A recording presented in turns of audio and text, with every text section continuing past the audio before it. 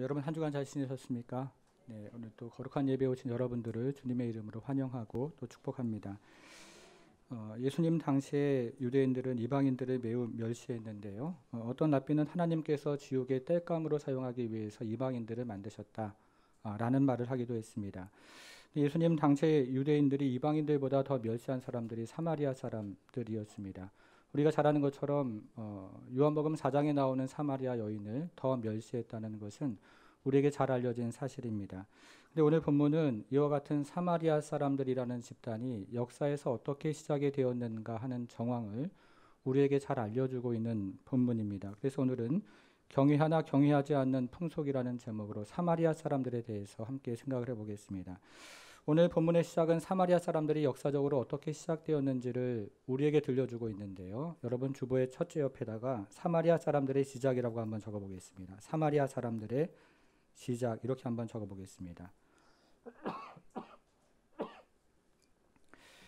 우리는 지난 시간에 북이스라엘이 아수르에게 끌려가는 슬픈 역사를 살펴보았는데요. 우리나라 현대사에도 이와 같은 비슷한 슬픈 역사가 있었습니다. 1937년에 스탈린이 17만 명이나 되는 조선인들을 강제로 극동 지역에서 옮겨다가 중앙아시아로 이주한 사건이 있었습니다. 당시에 조선인들은 가족들과 생이별을 당하면서 낯선 땅에서 까레이스키라는 그 이름을 가지고 짐승보다 못한 대우를 받으면서 살았습니다. 스탈린은 조금이라도 저항을 하는 고려인이 있으면 그 사람들을 무참히 죽였는데요. 이 낯선 땅에 정착을 해야 했던 고려인들은 추위에 죽고 또 굶어 죽고 그리고 그 땅에 적응을 하면서도 수많은 사람들이 죽었습니다. 우리가 지금까지 살펴보았던 이스라엘 백성들에게 이와 같은 일이 벌어졌던 것입니다. 그런데 당시 북이스라엘 땅은 비워진 채로 버려지지 않았습니다. 이 아수르 왕은 북이스라엘 가까이 있는 하맛이라는 땅으로부터 저 멀리 있는 바벨론 땅으로부터 사람들을 이주시켜서 그 땅에 옮겼습니다. 당시 아수르는 한 지역을 점령하면 그 지역의 사람들을 아수르 전역으로 흩어 뿌렸고 아수르 제국 안에 있는 다른 민족들을 그 점령지로 옮겨서 모든 반역의 가능성을 차단을 했던 것입니다. 그 이야기가 24절부터 나오는데요. 여러분 24절을 한번 보겠습니다. 24절 아수르 왕이 바벨론과 구다와 아와와 하맛과 스발와임에서 사람을 옮겨다가 이스라엘 자손을 대신하여 사마리아 여러 성읍에 두매 그들이 사마리아를 차지하고 그 여러 성읍에 거주하니라.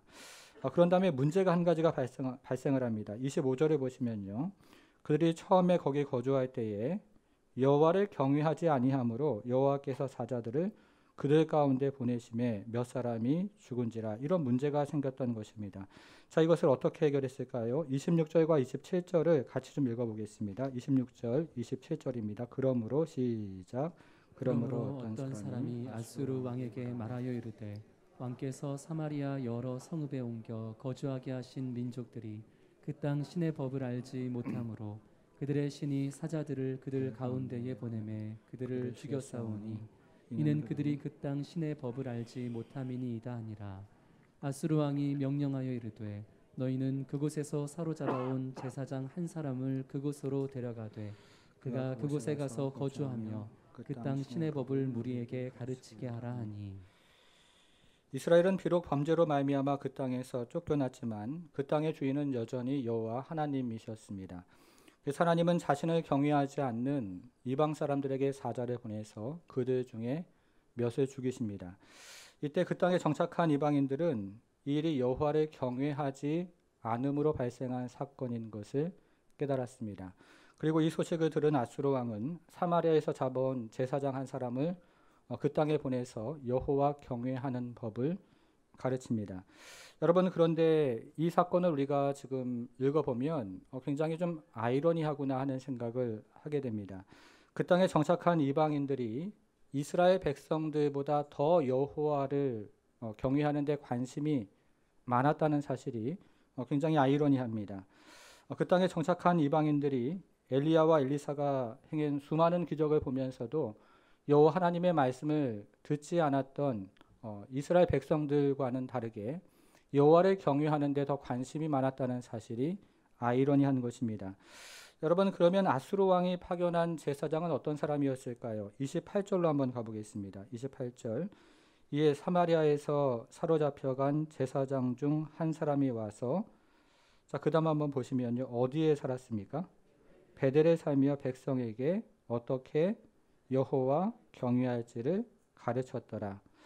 아수르 왕이 파견한 제사장은 사마리아로 돌아가지 않고 베델에 정착을 했습니다. 이것은 아수르 왕이 파견한 제사장이 성전에서 그 제사를 드렸던 레위 계통의 제사장이 아니라 베델에서 여로보암의 그 만든 우상을 섬겼던 여로보암의 제사장이었다는 사실을 우리에게 말해주고 있는 것입니다. 근데 베델에서 우상을 섬겼던 여로보암의 제사장이 사마리아에 정착하는 그 사람 이방인들에게 어떻게 여호와 경외할지를 가르치니까 이 사람들이 여호와께 돌아오지를 않았던 것입니다. 여러분, 우리가 앞에서 살펴본 사자의 재앙은 분명히 사마리아 사람들이 하나님에게 돌아올 수 있는 좋은 기회였습니다. 그런데 여로보암의 제사장들이 그들을 가르치니까 이들이 하나님께 돌아오는 일이 일어나지를 않았던 것입니다. 이것이 사마리아에 정착한 이방인들의 시작이었습니다. 근데 오늘 본문의 초점은요, 사마리아에 정착한 그 이방인들이 어떻게 시작이 되었는가 하는 바로 거기에 있지 않고 이들의 종교가 어떻게 되었는가 하는 것에 있습니다. 여러분, 그래서 둘째 옆에다가요, 사마리아 사람들의 종교라고 한번 적어보겠습니다. 사마리아 사람들의 종교. 여기 오늘 본문의 핵심이 있습니다. 우리가 앞에서 살펴본 것처럼 사마리아에 정착한 이방인들은 여호와 하나님 경외하는 법을 배웠습니다. 그러나 여로보암의 제사장의 가르침으로 말미암아서 이들은 하나님께 돌아오지 않고 본국, 자기 살던 곳에 신을 만들기를 시작합니다. 자, 그 내용이 30절, 31절에 있는데요. 30절을 한번 보시면요. 바벨론 사람들은 숫꽃 분옷을 만들었고 그 사람들은 네르가를 만들었고 하마 사람들은 아시마를 만들었고 아와 사람들은 나파스와 다르닥을 만들었고 수알 와임 사람들은 이러이러했다, 이렇게 나옵니다. 자, 여기서 강조하는 말은 만들다는 말인데요. 사마리아에 정착한 이방인들이 자신들의 신상을 만들기를 시작했다는 것입니다. 그런데 여기서 이야기하는 만들다는 말은요, 아사라는 히브리 말을 번역한 것인데 이 말은 구약에 2600번이나 나오는 아주 굉장히 흔한 말입니다. 그러나 여기에서 만들다는 말은 굉장히 비아냥거리는 투로 사용이 되는 것인데요. 이 사람들이 자신들의 신상을 만들고 신상을 만들면서 자신들의 신상에 헌신을 했다는 의미로 사용이 되고 있습니다. 여러분, 그런데 사마리아에 정착한 이방인들은 자신들의 신상을 만들어서 어디에 두었을까요? 우리가 그 본문을 읽었는데요. 그것을 확인해 보는 것이 굉장히 중요합니다. 자, 오늘 본문 29절로 한번 가보겠습니다. 29절이요. 그러나 각 민족이 각기 자기의 신상을 만들어 사마리아 사람이 지은 여러 어디에 두었다고요? 산당들에 두되. 자, 다시 한번 보셔요. 자, 여기서 사마리아 사람은 그러면 누구를 이야기하는 것일까요? 자, 사마리아 사람이 지은 여러 산당에 두었다고 이야기를 하니까 여기서 이야기하는 사마리아 사람들은 이방인을 이야기하는 것이 아니고 그 전에 있었던 이스라엘 사람들을 이야기하는 것입니다. 사마리아에 정착한 이방인들은 자신의 신상을 만들어서 이전에 이스라엘 사람들이 만들어 놓았던 신상에 두고 제사를 지냈던 것입니다. 우리가 조금 전에 그 사자 사건을 함께 생각을 해보았는데요. 여전히 이들은 그와 같은 여호와를 두려워했기 때문에 자신의 신상을 만든 다음에 자기 나라의 제단에서 예배를 드렸던 것이 아니라 이전에 이스라엘 사람들이 만들어 놓았던 그 산당에서 예배를 드렸던 것입니다. 자, 두 번째 우리가 살펴볼 또 중요한 것이 한 가지가 있습니다. 그것은요, 이 사마리아에 정착한 이방인들이 어떻게 제사장을 세웠는가 하는 것입니다. 당시 제사장을 세우는 문제는 그들의 종교와 관련된 굉장히 중요한 문제였는데요. 자, 이 문제에 대해서는 32절에 나와 있습니다. 이 구절도 굉장히 중요한데요. 자, 오늘 본문을 이해하려면 우리가 32절도 잘 이해를 해야 됩니다. 그들이 또 여호와를 경외하여, 자, 보세요. 자기 중에서 사람을 산당의 제사장으로 택하여 그 산당들에서 자기를 위하여 제사를 드리게 하니라. 자, 사마리아에 정착한 이방인들이 어떻게 제사장을 택했다고요? 자기 중에서 제사장을 택했다, 이렇게 이야기를 합니다. 당시 우리가 역사를 아는데요, 유다 사람들은 제사장을 세울 때 레위 지파 중에서 제사장을 세웠고요. 자, 북이스라엘 사람들은 어떠했습니까? 레위 사람들이, 자, 이스라엘이 나눠질 때 남쪽으로 신앙을 쫓아서 내려가니까 북이스라엘에 제사장이 없으니까 일반 사람들 중에서 제사장을 택해서 이제 제사장을 이제 만들고 세웠습니다. 자, 그런데 이방에서 온 사람들이 그것을 알았던 것입니다. 그리고 여전히 사자 사건 때문에 여호와를 두려워했기 때문에 북이스라엘이 이렇게 해서 제사장을 세워서 하나님께 예배를 했지라는 똑같은 방법으로 자기 안에 있는 사람들 중에서 제사장을 세워서 산당에서 예배를 드렸다는 것입니다. 정리를 하면 한편으로는 여호와를 두려워해서 이스라엘이 이전에 만들어 놓았던 산당에서 자기 신들에게 제사를 드렸고요. 또 한편으로는 여전히 여호와를 두려워해서 이들은 자기들 중에서 이스라엘처럼 제사장을 선택을 해서 제사를 드렸다고 이야기를 하고 있습니다. 여러분, 제가 지금 하는 말 이해를 하셨죠? 이해하셨습니까? 이해를 하셨죠? 네. 자, 결국 이들의 종교 생활이 어떻게 되었다는 거예요? 어떻게 되었다는 겁니까? 뒤죽박죽 혼합주의가 되었다는 거죠. 자, 33절로 한번 가보세요. 33절. 자, 이와 같이 그들이 여호와도 경외하고, 자, 그 다음 말에 표시를 한번 해보십시오. 이 말은 원문에서 그리고라고 되어 있습니다. 또한이라고 되어 있는데요. 그리고 여호와도 경외하고, 그리고 점점점 맨 마지막으로 가보면 자기의 신들도 섬겼더라. 이들이 여호와도 경외하고 자기의 신들도 섬기는 이런 걸 뭐라고 합니까? 혼합주의에 빠졌다. 그런 것입니다.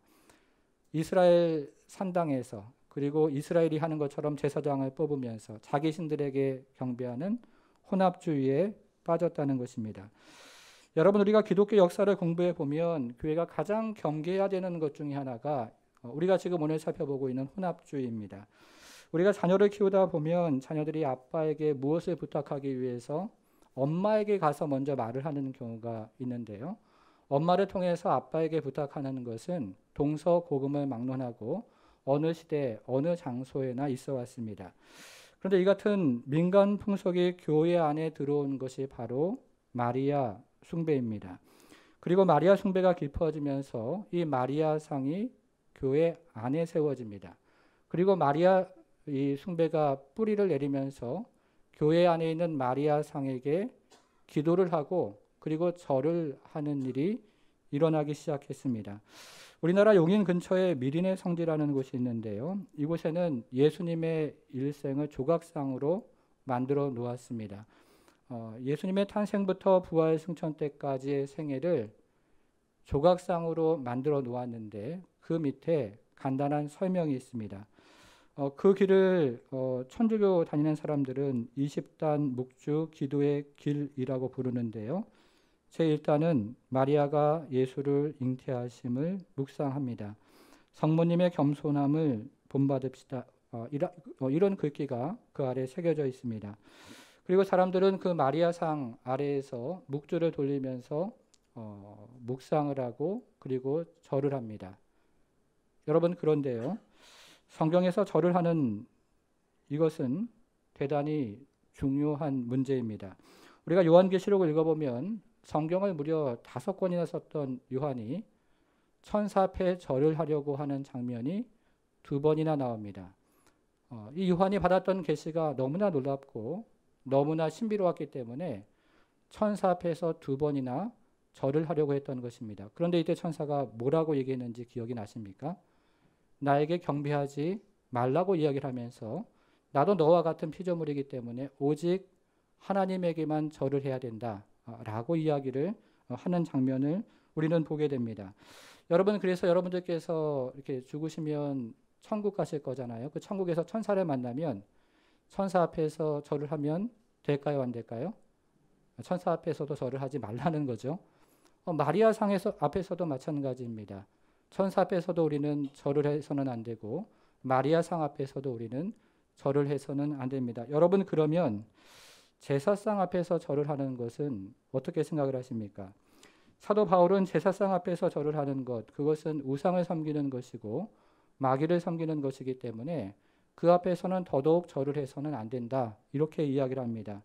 교회에서 예배하고 그리고 고향 가서 제사 드리는 것, 그것이 혼합주의라고 할 수 있는 것입니다. 여러분 그러면 개신교회 안에 들어와 있는 혼합주의는 어떤 것이 있을까요? 잠시 그 생각을 한번 해보겠습니다. 1914년부터 1918년에 1차 세계대전이 있었습니다. 그런데 1차 세계대전이 벌어지는 동안에 양 진영의 교회들은 그리스도의 명분을 자기 나라의 전쟁 명분과 동일시하기를 시작했습니다. 쉽게 말하면 영국 교회는 영국의 전쟁 명분을 지지를 했고요.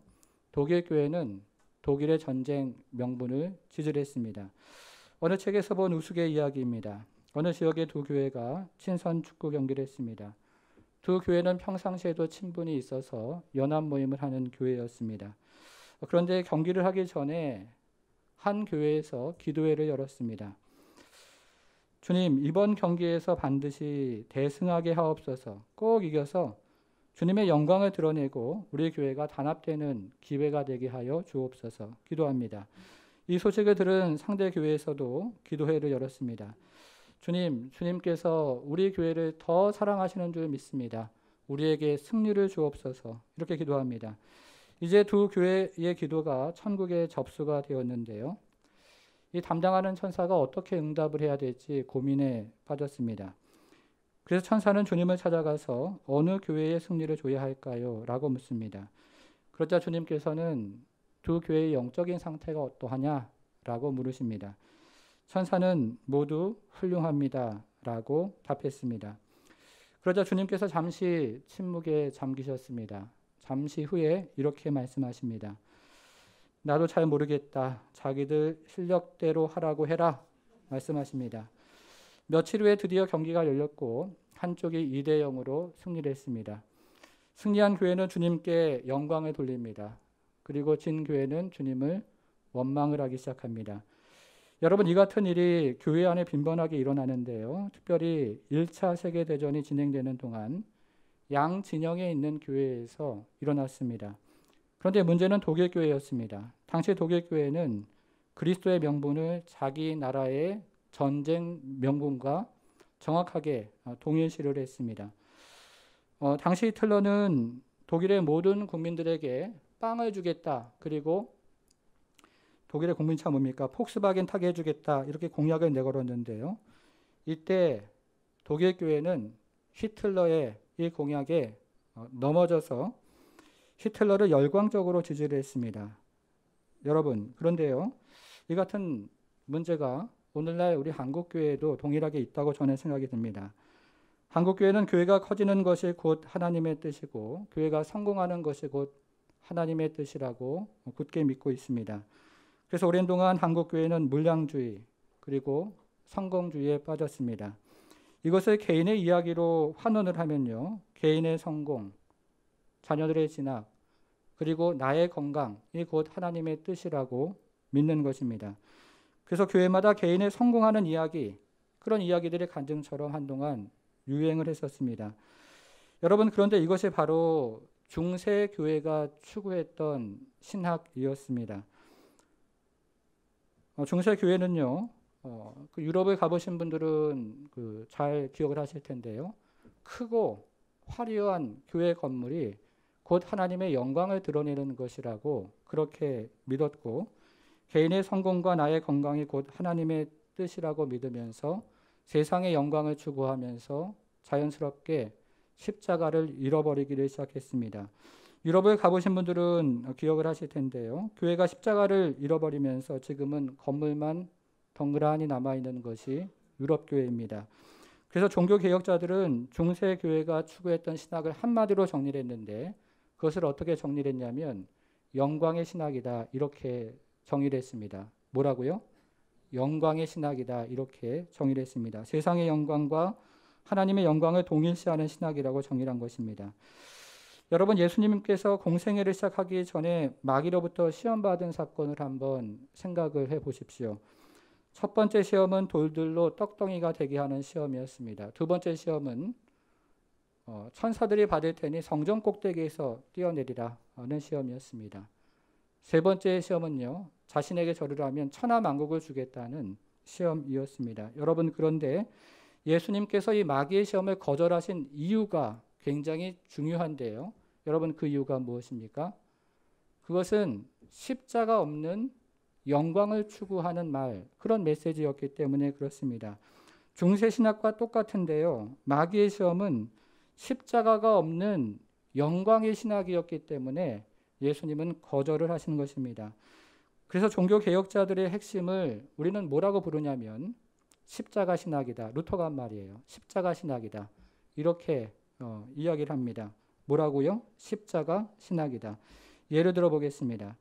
예수님이 십자가에 달리셨을 때 종교 지도자들과 로마 군병들은 예수님이 십자가에서 내려오면, 그런 힘과 권세를 보여주면 왕으로 그렇게 인정하겠다고 말을 했는데요.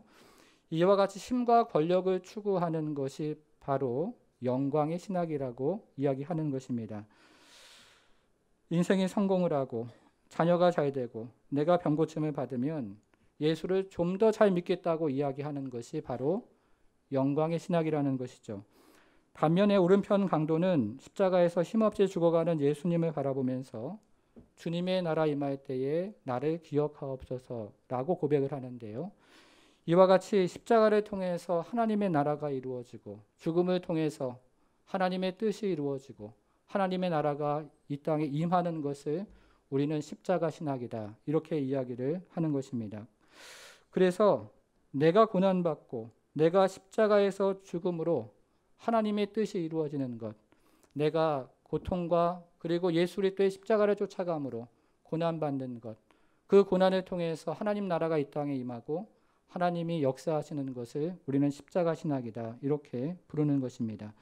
여러분, 그래서요, 이 영광의 신학의 중심에는 사람이 있고 십자가 신학의 중심에는 예수 그리스도가 있습니다. 그런데 한국교회는 오랜 시간 동안 십자가 신학과 더불어서 영광의 신학을 믿어왔다고 생각이 들어지는데요. 저는 이것이 한국교회 안에 들어온 혼합주의라고 생각을 합니다. 그리고 그 책임은 저와 같은 목사들에게 있습니다. 여러분, 그러면 오늘 본문은 우리에게 무엇을 이야기하는 것입니까? 이제 정리를 좀 한번 해보겠습니다. 오늘 본문은 사마리아에 정착한 이방인들이 여호와를 경외하지 않는 이야기로 시작을 하는데요. 여러분, 오늘 본문에 그것이 25절에 나와 있습니다. 25절에서 경외라는 말이 한번 표시를 한번 해보셔요. 25절에서요. 경외라는 말을 찾아서 한번 표시를 한번 해보십시오. 찾았습니까? 네. 자, 그래서 아수르 왕이 이스라엘에서 사로잡은 제사장을 보내서 그들에게 여호와를 경외하는 법을 가르쳤습니다. 그것이 28절에 나와 있는데요. 28절에서도 경외라는 말이 한번 표시를 한번 해보십시오. 28절에도 경외라는 말이 나오는데 거기에도 표시를 한번 해보겠습니다. 자, 그러나 결국 사마리아에 정착한 이방인들은 여호와도 경외하고 그리고 자신들도 자신들의 신도 섬긴 혼합주의에 빠지게 됩니다. 자, 그 이야기는 33절에 나오는데 33절에서도 경외라는 말에 표시를 해보겠습니다. 33절. 자, 찾았습니까? 네. 여러분, 그러면 우리가 지금까지 표시한 경외, 진짜 경외입니까? 가짜 경외입니까? 진짜예요, 가짜예요? 자, 34절이 정리를 합니다. 34절.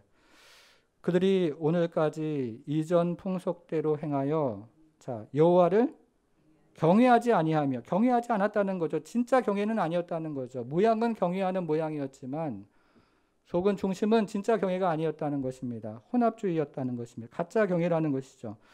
자, 그러면 참된 경외는 무엇일까요? 오늘 본문을 마무리하는 그 뒷부분을 우리가 읽지 않았는데요.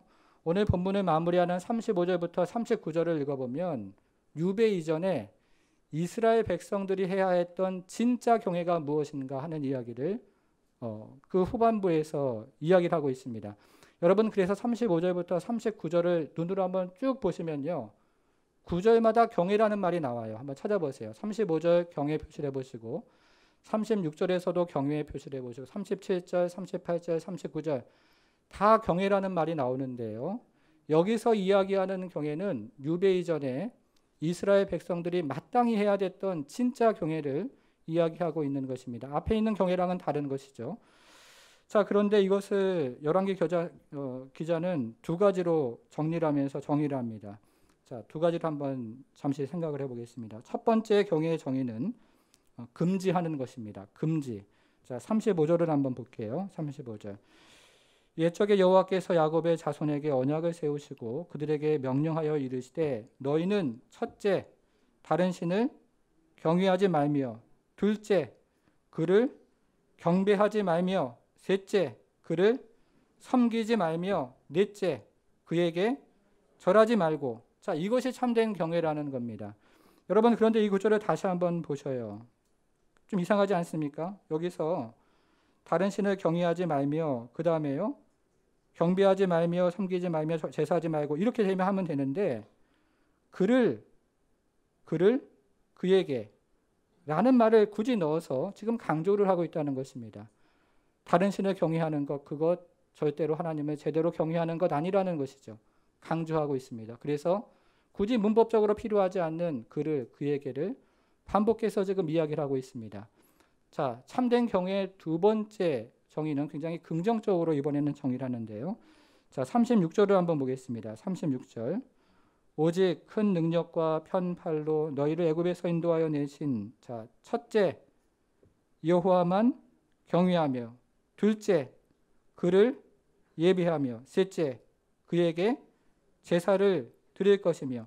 자, 이것이 참된 경외라는 것이죠. 그런데 이 구절도 다시 한번 보십시오. 여기서도 그에게 이 말 문법적으로 필요한 말 아닌데 이 말 없어도 다 알 수 있는 말인데 이 말을 굳이 넣어서 그분만을 여호와만을 경외하고 예배하는 것이 참된 경외라고 강조를 하고 있는 것입니다. 그래서 참된 경외가 가지고 있는 성격을 한마디로 이야기하면 그것은 배타성이다.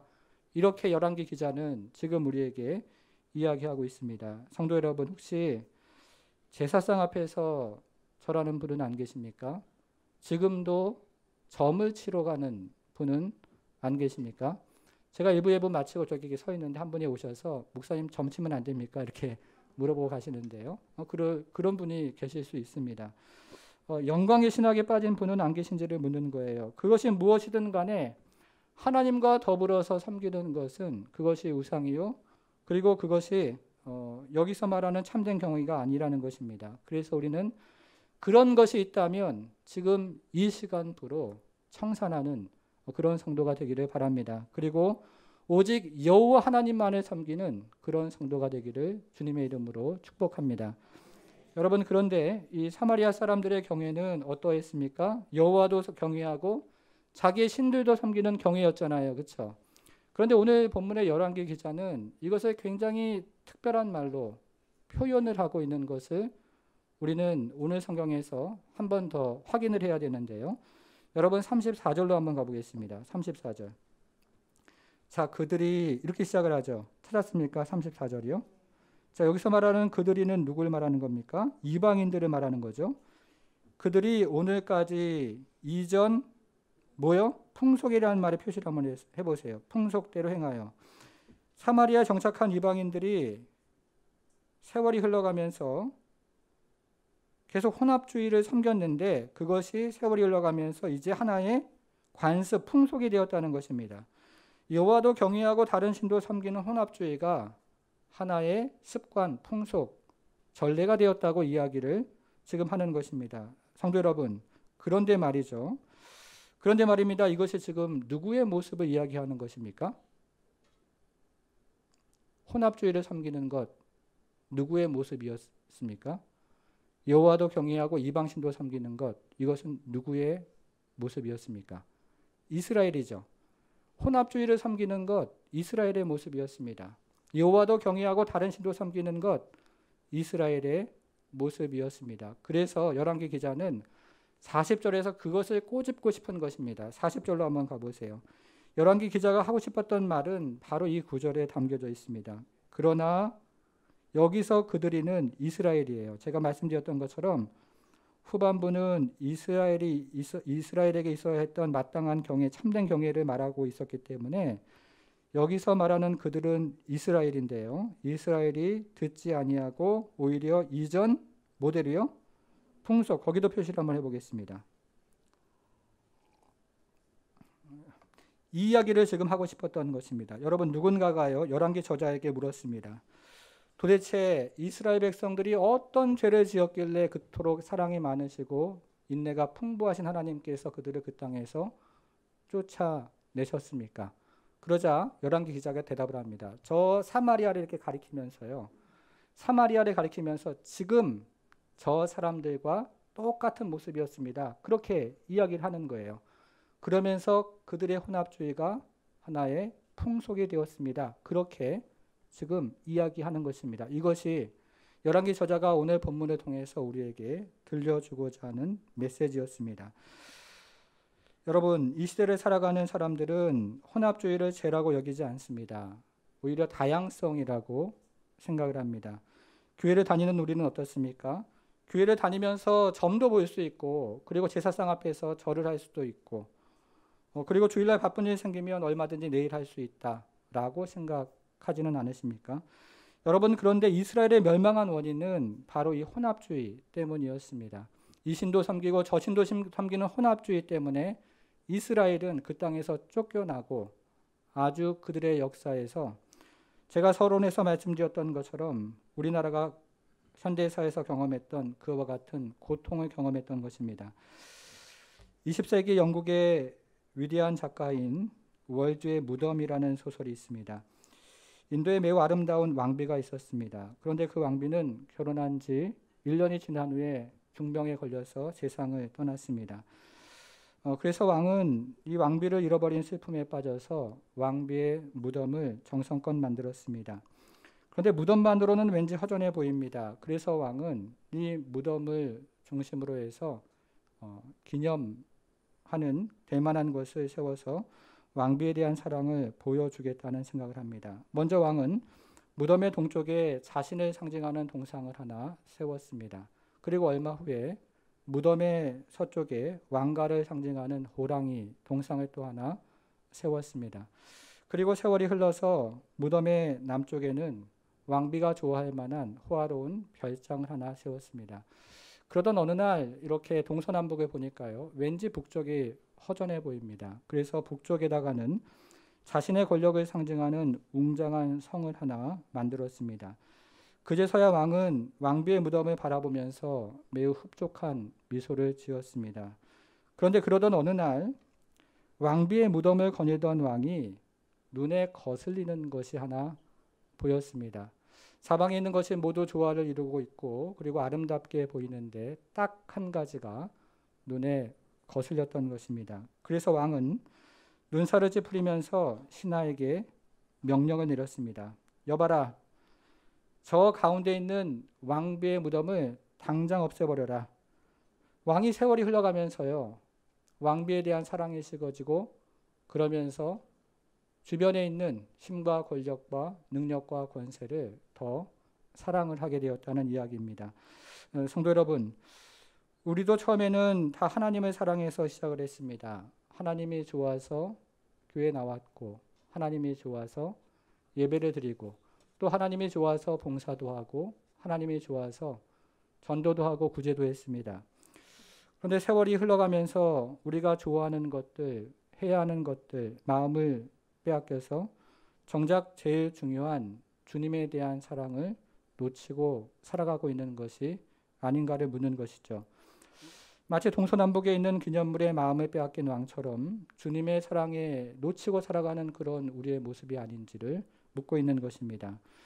그런데요, 주님을 사랑하는 마음이 식으면 예배와 봉사가 짐으로 느껴집니다. 그리고 다른 사람을 판단하고 교회를 판단하는 일이 일상이 되어갑니다. 그리고 이것이 하나의 풍속, 관례처럼 마음속에 자리를 잡기도 합니다. 주님을 경외하나 경외하지 않는 풍속, 그것이 우리의 모습이 될 수 있다는 것이죠. 그래서 여기에도 순서가 있는데요. 여러분, 처음에는 경외, 사랑으로 시작을 합니다. 그러다가 혼합주의로 빠집니다. 그러다가 그것이 하나의 풍속이 되고 이스라엘처럼 마지막이 되는 것입니다. 그것이 우리가 지금 보고 있는 유럽 교회의 모습이기도 합니다. 성도 여러분, 그러면 우리는 어떻게 해야 됩니까? 우리가 오늘 살펴본 사마리아 지역은 그로부터 750년 동안이나 매우 혼란스러운 상황이 펼쳐졌습니다.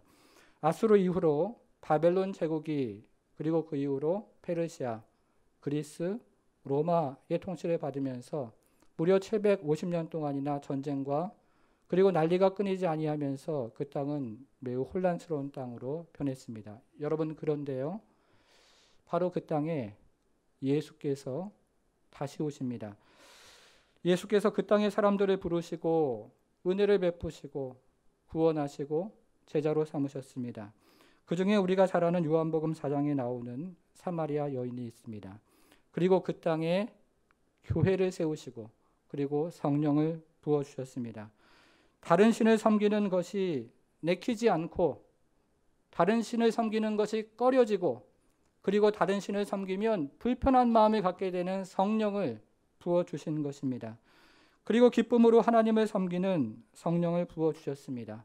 기쁨으로 여호와 하나님만을 섬기고, 기쁨으로 여호와 하나님만을 경배하고, 그 여호와 하나님만을 섬길 때 인생의 진정한 목적과 그리고 존재의 이유를 깨닫고 마음에 세상이 알 수 없는 평안과 그리고 은혜로 충만케 되어지는 그 성령을 우리 가운데 부어주시는 것입니다.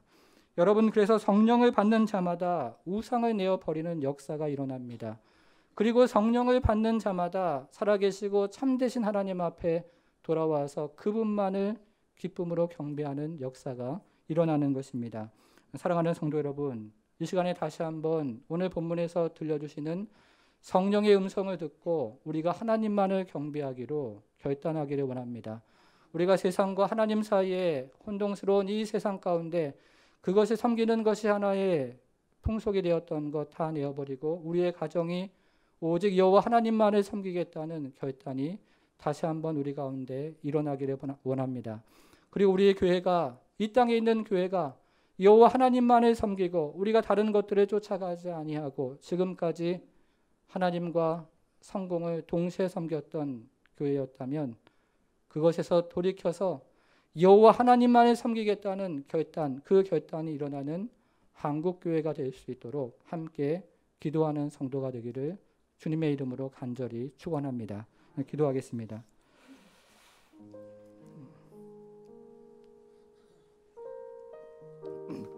사랑하는 여러분, 교회가 망하는 것은 돈이 없어서 망하는 것이 아닙니다. 건물이 없어서 망하는 것도 아닙니다. 교회가 망하는 것은 여호와도 경외하고 세상도 경외하기 때문에 그렇습니다. 성도가 망하는 이유도 똑같습니다. 돈이 없어서, 집이 없어서, 차가 없어서 망하는 것이 아니라 여호와도 경외하고 세상도 경외하기 때문에 망하는 것입니다. 여러분, 이 시간에 다시 한번 성령의 음성을 듣고 우리가 정말로 하나님만 경배하기로, 우리의 가정이 여호와만 경외하기로, 우리의 자녀가 세상의 마음을 빼앗기지 아니하고 하나님만 경배하는 자녀가 되게 해달라고 함께 기도하기 원합니다. 그리고 이 땅에 있는 교회, 우리 교회를 비롯해서 이 땅에 있는 교회가 영광의 신학과 십자가의 신학 사이에서 두 다리를 거치는 교회가 아니라 십자가로 다가가서 오직 여호와 하나님만을 섬기는 교회가 되기를 원합니다. 이 땅의 교회를 위해서도 우리가 기억하며 함께 기도하기를 원합니다. 함께 기도하겠습니다. 하나님 아버지, 우리의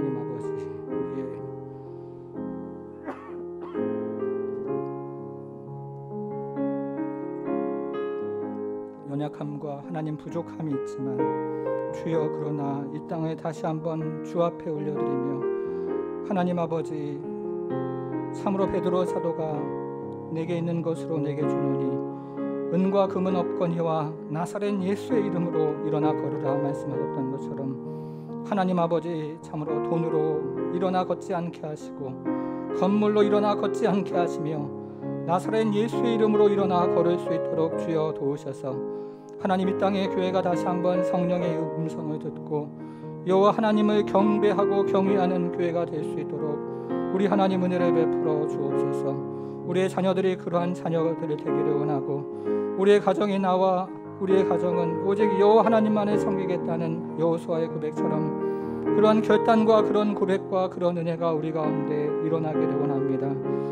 주님께서 혼합주의에 빠져있는 이 땅에 하나님 아버지 수많은 영혼들, 그리고 하나님 우리도 모르는 사이에 그 발에 데리고 있는 하나님 영적인 공동체들, 하나님 아버지 불쌍히 여겨주시고 주여 긍휼히 여겨주셔서 우리가 주님 앞에서 참으로 진정한 여호와 경외를 회복하고 우리도 모르는 사이에 들어온 하나님 아버지 참으로 가짜 경외 다 몰아내고 하나님만 섬기고 하나님 앞에 나아가는 은혜가 있도록 주여 역사하여 주옵소서. 하나님 아버지 참으로 하나님 우리가 나사렛 예수의 이름으로 하나님 걷는 그런 은혜를 경험하기 원합니다. 성도들이 예수의 이름을 하나님 아버지 경험하고 예수의 인격을 하나님 아버지 만나며 예수 그리스도의 하나님 아버지의 도우심과 인도하심 안에서 다시 한번 그 안에서 주님을 하나님 아버지 바라보고 주님의 은혜와 주님의 도우심을 하나님 아버지 바라보며 하나님 앞에 참으로 하나님 아버지 헌신하고 주께만 하나님 아버지 기도하며 나아갈 때 우리로 예수의 하나님 그 큰 이름 앞에 다시 한번 서게 하시고 그 이름 안에서 하나님 아버지 걷고 뛰고 주를 바라보는 은혜가 있도록 주여 도우셔서 하나님 아버지 우리의 가정이 예수의 이름으로 다시 서게 하시고 이 땅의 교회가 예수의 이름으로 다시 서게 하나님 도와주시고 하나님 아버지 참으로 이 땅의 교회가 예수의 이름으로 하나님 세워져서 주님의 이름만을 영화롭게 하는 교회와 가정들이 될 수 있도록 이 땅에 하나님 아버지 백성들이 될 수 있도록 하나님 도와주시기를 기도하오니 주여 손을 들고 기도하는 사랑하는 성도들을 하나님 축복하셔서 성령의 임재하심으로 하나님 아버지 참으로 다른 것들을 다 내어버리고 성령의 임재함으로 하나님 여호와만을 경배하고 경외하는 그 즐거움과 기쁨과 인생의 존재의 목적을 하나님 깊이 하나님 채워져서 우리 마음 가운데 오직 그리스도의 하나님 영광과 은혜만이 나타날 수 있도록 우리 하나님 함께하여 주옵소서. 주님 역사하여 주옵소서. 하나님 아버지 우리도 모르는 사이에 예수의 이름이 아니라 다른 이름으로 걷고 세워지고 그리고 살아왔던 그 모든 것들을 다시 한번 예수의 이름으로 쫓아내고 우리 하나님 안에서 하나님 아버지 참으로 여호와만 경배하는 인생을 살아가기를 원합니다. 주님 이 땅에 있는 교회를 긍휼히 여겨주시고 불쌍히 여겨주셔서 돈으로 세워지는 교회 되지 말게 하시고 건물로 세워지는 교회 되게 말게 하시고 오직 예수의 이름으로 세워지는 교회들이 될 수 있도록 우리 하나님 은혜와 은총을 베풀어 주옵소서. 우리의 가정도 예수의 이름 그 이름으로 세워지는 가정 우리의 자녀들이 오직 예수의 이름만 경배하는 자녀들 될 수 있도록 주여 도우셔서 하나님 아버지 참으로 주님께서 하나님 이 땅을 향해서 말씀하시는 그 뜻들을 우리가 바르게 분별하고 주님의 은혜와 은총을 경험하며 성령의 임재함으로 말미암아 다른 것들을 기쁨 가운데 내려놓고 오직 기쁨으로 여호와 하나님만을 섬기는 우리 모두가 될 수 있도록 우리 하나님 역사하여 주옵소서. 감사드리며 예수님의 이름으로 기도하옵나이다.